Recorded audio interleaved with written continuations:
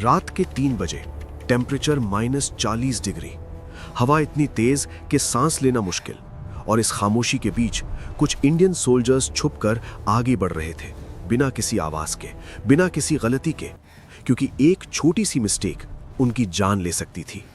ये कोई मूवी नहीं है, ये सच है। इंडिया के कुछ ऐसे सीक्रेट मिलिट्री ऑपरेशंस जिन्हें दुनिया ने या तो कभी देखा ही नहीं या फिर समझ नहीं पाई। आज हम उन्हीं ऑपरेशंस की इनसाइड स्टोरी जानेंगे, जो सिर्फ जंग नहीं थे, बल्कि दिमाग, हिम्मत और टाइमिंग का खेल थे। सबसे पहली कहानी शुरू होती है 1984 से, एक ऐसी जगह से जहां इंसान रहना तो दूर, खड़ा रहना भी मुश्किल है, सियाचिन ग्लेशियर। पाकिस्तान ने प्लान बना लिया था, वो इस एरिया पर कब्जा करना चाहते थे। इंडियन इंटेलिजेंस को इसकी खबर मिल चुकी थी और डिसीजन लेना था, या तो वेट करो या फिर पहले अटैक करो। और यहीं से शुरू हुआ ऑपरेशन मेघदूत।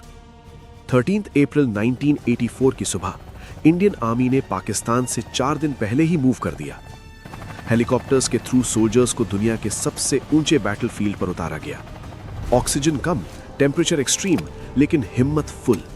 एक एक करके सोल्जर्स ने सियाला, बिलाफोंडला जैसे इंपॉर्टेंट पॉइंट्स कैप्चर कर लिए, और जब तक पाकिस्तान समझ पाता तब तक गेम खत्म हो चुका था। रिजल्ट, पूरा सियाचिन ग्लेशियर इंडिया के कंट्रोल में आ गया। यह सिर्फ एक जीत नहीं थी, ये एक मास्टर स्ट्रोक था। लेकिन हर ऑपरेशन सिर्फ बॉर्डर पर नहीं होता। कुछ ऑपरेशंस अपने ही देश के अंदर होते हैं और उनकी कहानी और भी कॉम्प्लेक्स होती है।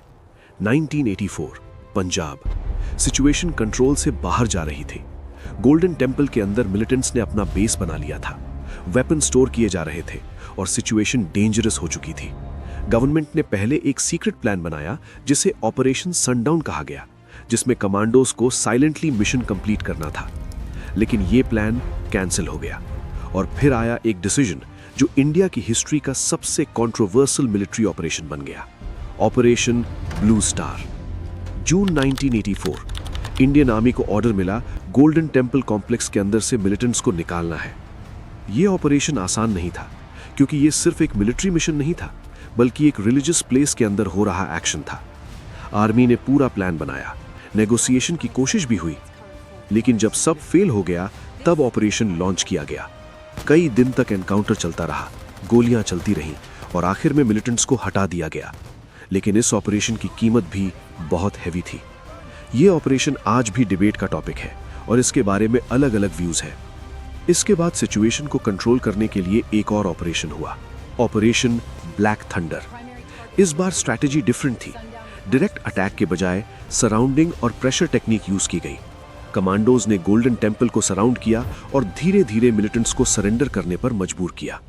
और इस बार ऑपरेशन ज्यादा कंट्रोल्ड और सक्सेसफुल माना गया। यह दिखाता है कि मिलिट्री सिर्फ पावर से नहीं, प्लानिंग से भी जीती जाती है। अब बात करते हैं इंटेलिजेंस की, क्योंकि हर सक्सेसफुल मिशन के पीछे एक इनविजिबल फोर्स होती है। इंडिया की इंटेलिजेंस एजेंसी रॉ, ये वो लोग हैं जो शैडो में काम करते हैं, जिनके नाम भी पब्लिक नहीं होते, लेकिन उनकी इंफॉर्मेशन पूरा गेम बदल देती है।